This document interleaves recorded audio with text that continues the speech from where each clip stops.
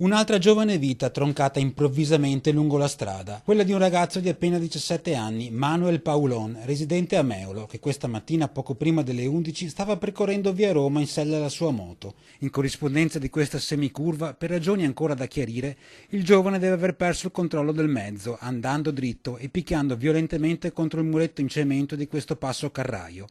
Impatto che gli è stato fatale e i soccorsi giunti sul posto non hanno potuto fare nulla per salvargli la vita. Troppo gravi le ferite riportate nello schianto. Ancora pochi metri ed il giovane sarebbe arrivato a casa. È andato giù e ha battuto là nella moretta, come dicono i vigili, ma non sappiamo. A 50 metri era a casa.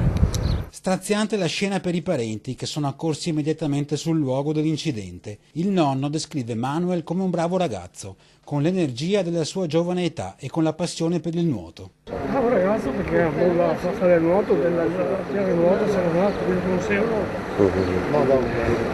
Bravo ragazzo, non si sa cosa sia successo.